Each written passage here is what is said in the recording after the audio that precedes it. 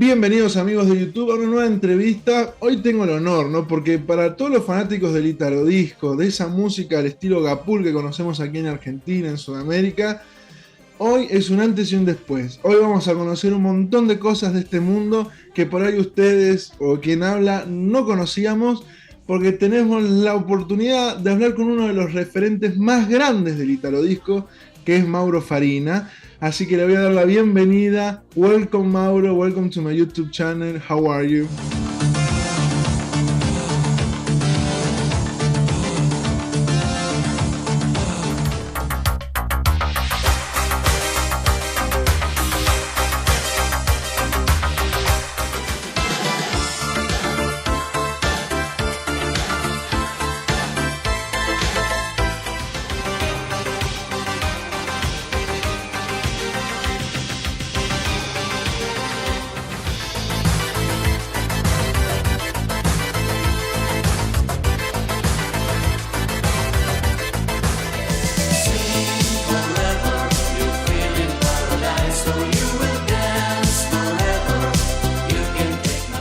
Thank you so much to you and all the Italo fans.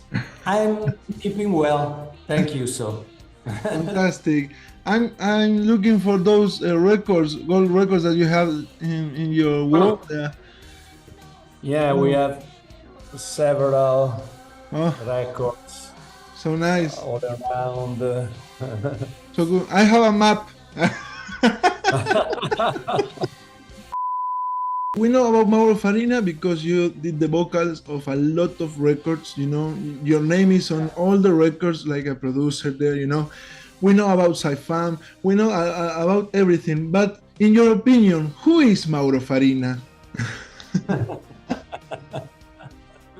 First of all, I think that the main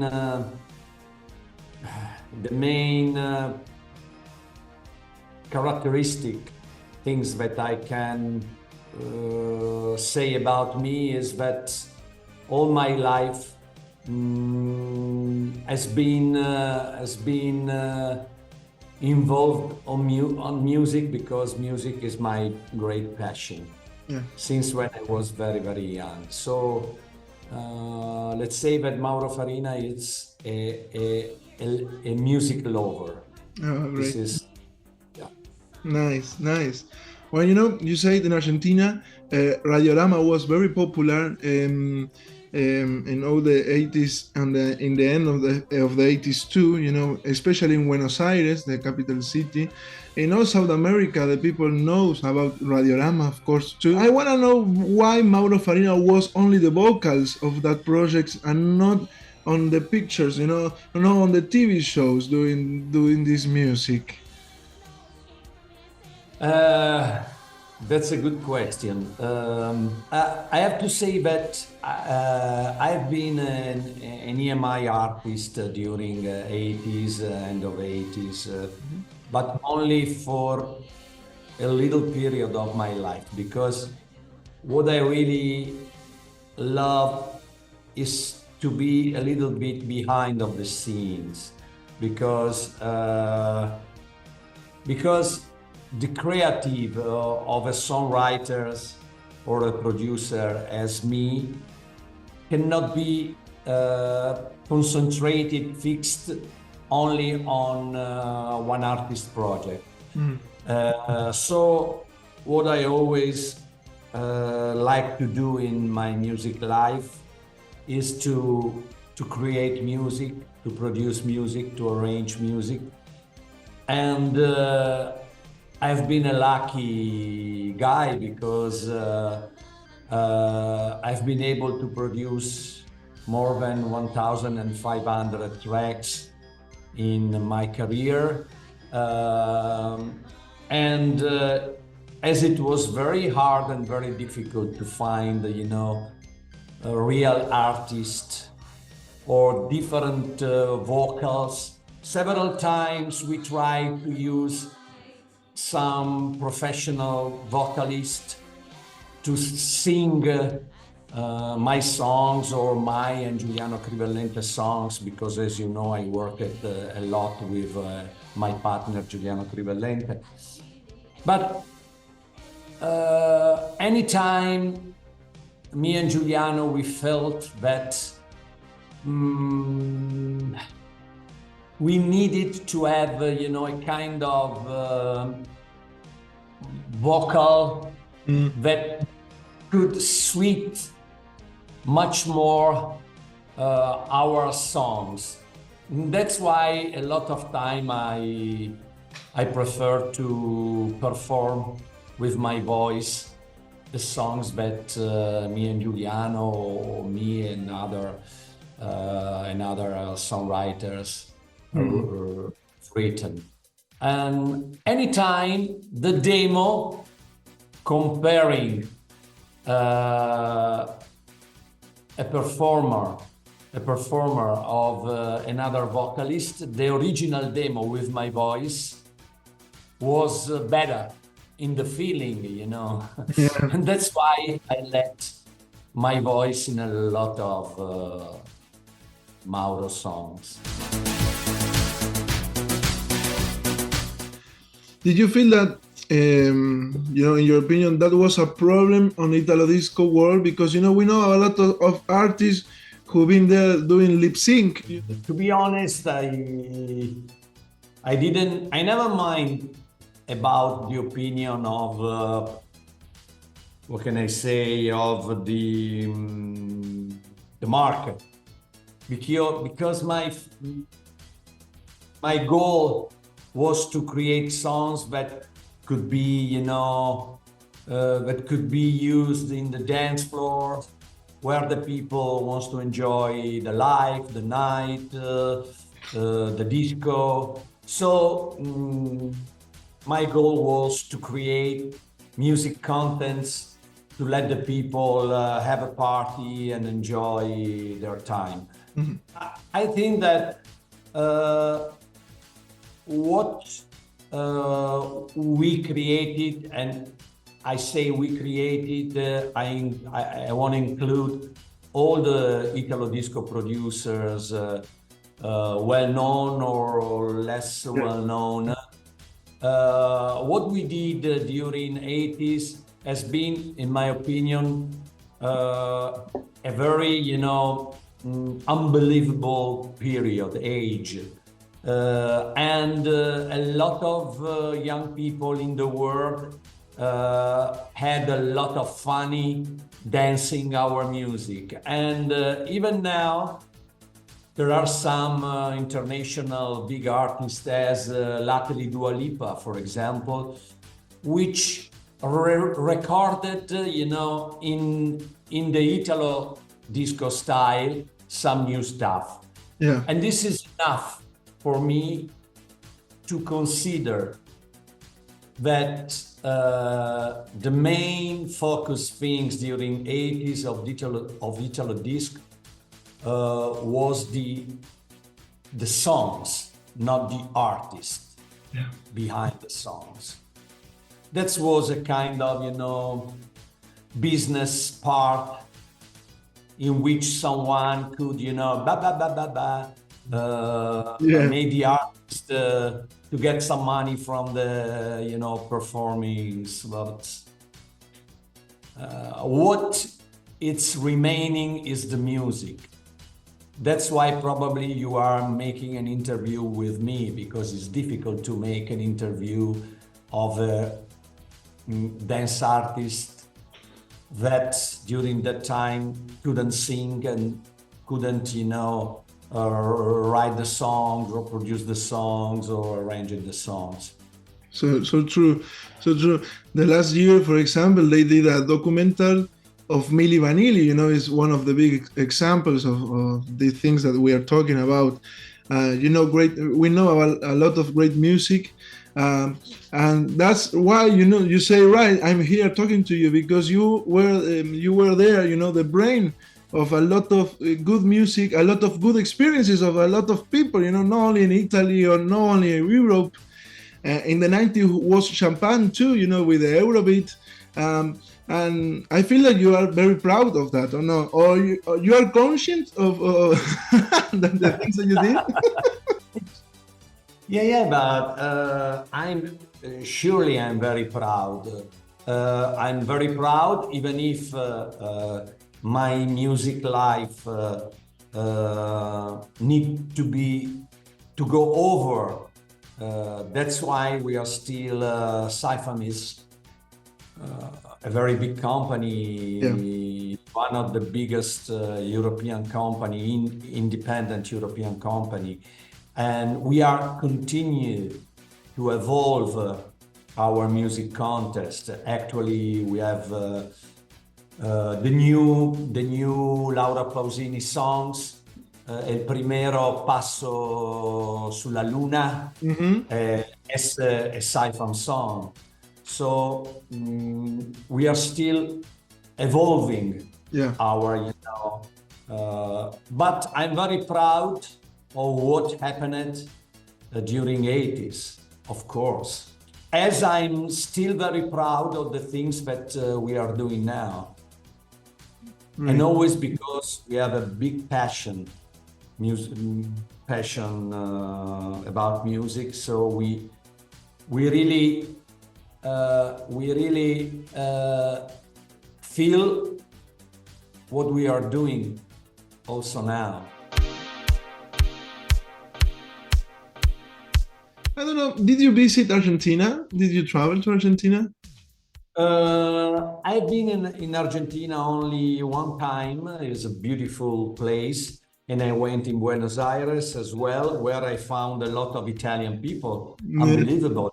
Also a lot of Italian people which is still having a surname, Italian surname. Yeah. And I was very surprised about this.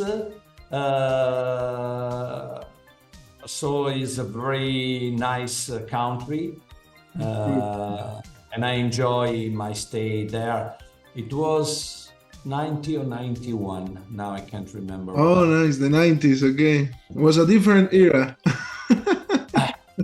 Of course.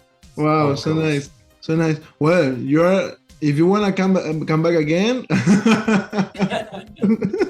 I feel that the Italo fans will love it.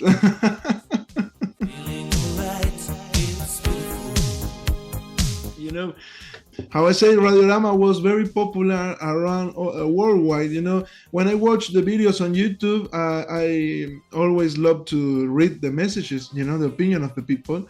And there is a lot of greetings from Australia, you know, Brazil, Central America, South Africa. You know, it's incredible. Yeah, Radiorama has been, let's say that has been a very global dance brand, very successful. Has been.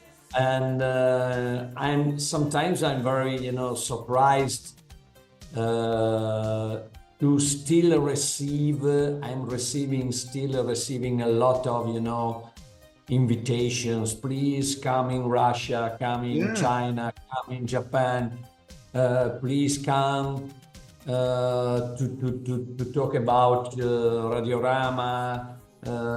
Maybe you like to sing some Radiorama. If you do that, we will pay you a fee, big hotel, and blah blah blah. I'm still very surprised about that. So cool, so cool. Well, just talking about Radiorama, I want to know about the beginning, because we know that there was a change on the first single to the rest of the singles of Radiorama, you know. We know about the participation of Simona Zanini, Aldo Martinelli, and the first time. I want to know about the beginning of Radiorama, those changes, you know. Yeah, of course. I remember very well the first successful record of Radiorama wasn't a Saifam song, wasn't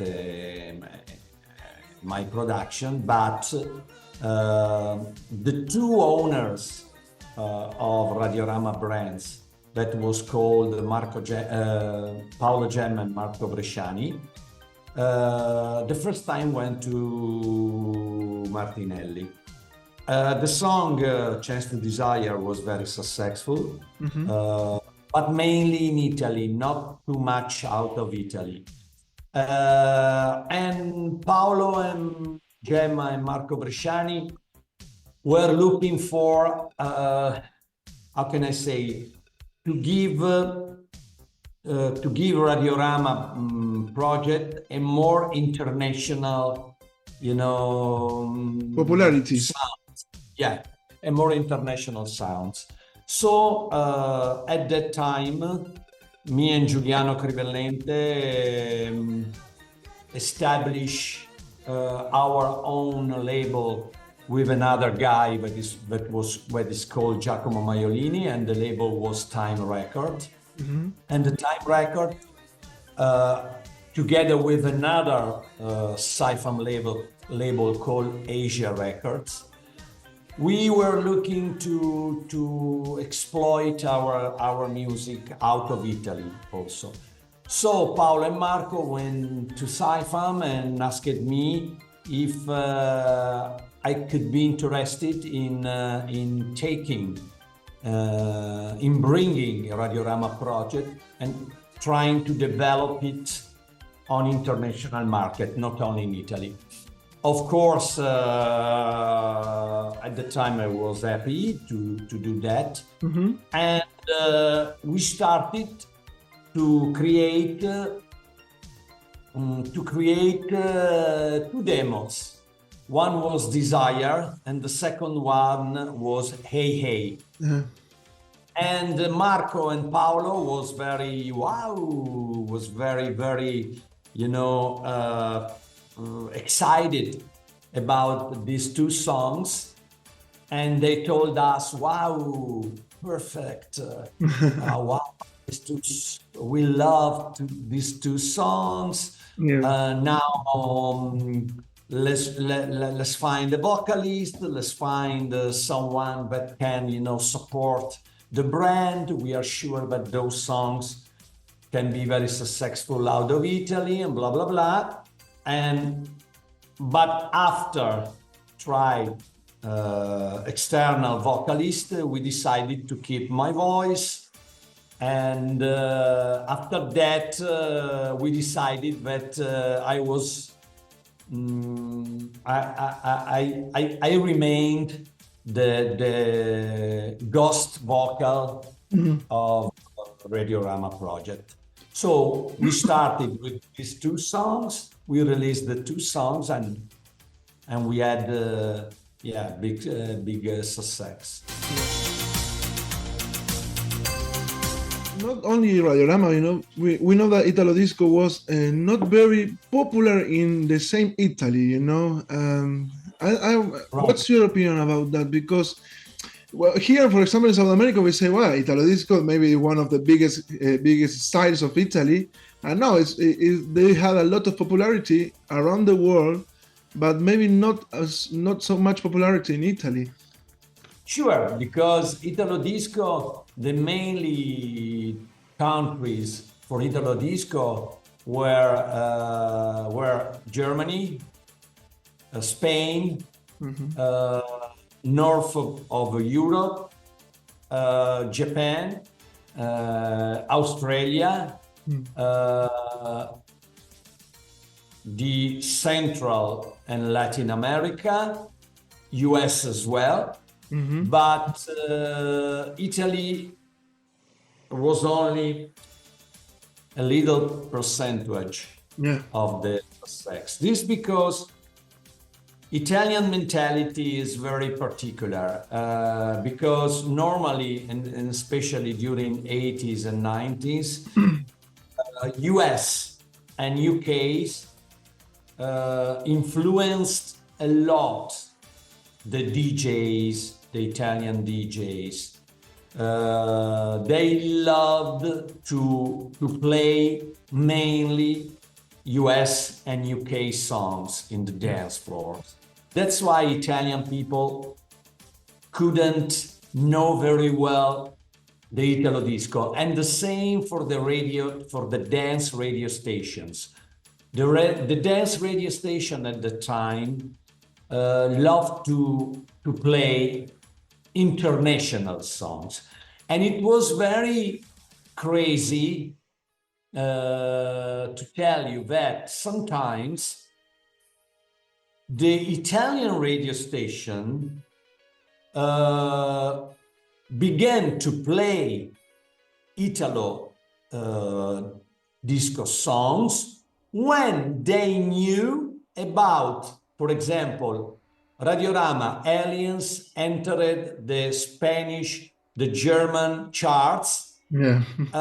6 months later, comparing the Italian release. And 6 months later, the radio station played Aliens by Radiorama. I want to tell you another things, just to give you, you know, a kind of gospel. Please. When we produced DJ Miko, What's Up?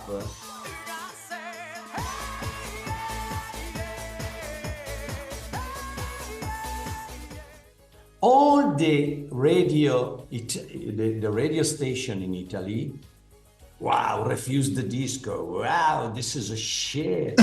you mashed up to Unlimited with a pop rock ballad. Wow, this is a shit.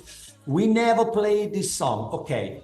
After 4 months, we reached the 3rd position in the UK, and we entered the Hot 100 Billboard songs. And immediately, all the Italian radio station played the song, and we won a multi-platinum records because it became one of the most popular songs in Italy as well. Let's say that the Italo disco period has been better comparing the period of Eurobeat, in which we created a lot of songs only for Japanese people. And probably several Eurobeat songs are not so at the same good level of the Italo disco songs done for the world, let's say. Yeah. This is something that, you know, in my feeling, I'm thinking about. You know, if you go back in time, will you change something of your career, or you feel that you did, you know, the most? I don't think that I did a lot of mistakes, of course, in my music career. Sometimes what can I say? I did some choice that were not so properly, but I think that I always try to do my best for my feeling and for the people feeling. So I don't want to change anything of what happened in my career, and I want to continue to have the same, you know, position, the same feeling, which is always the same. Nice. So even if during a business life, you know, it's quite normal that some mistakes can be done, or some songs can be, you know, of course, not so good as others. Once upon a time, in the castle of Transylvania, a gambler who said no fear of the reaper.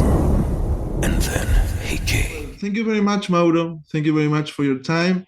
I don't know if you have any message to all your fans. I wanna only say to the Italo disco fan to not forget about our music, because I think that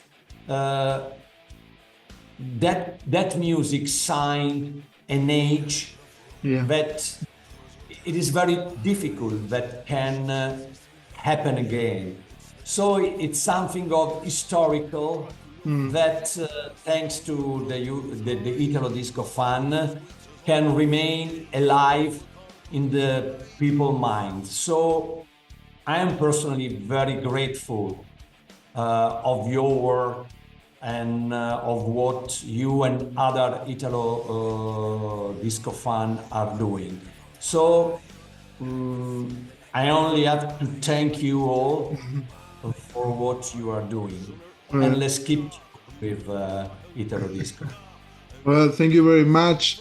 Have a nice day and thanks a lot. Thanks a lot. And you too, and enjoy your time, and thanks again for your support to our music. Have a nice day. You too, ciao ciao. Ciao, ciao.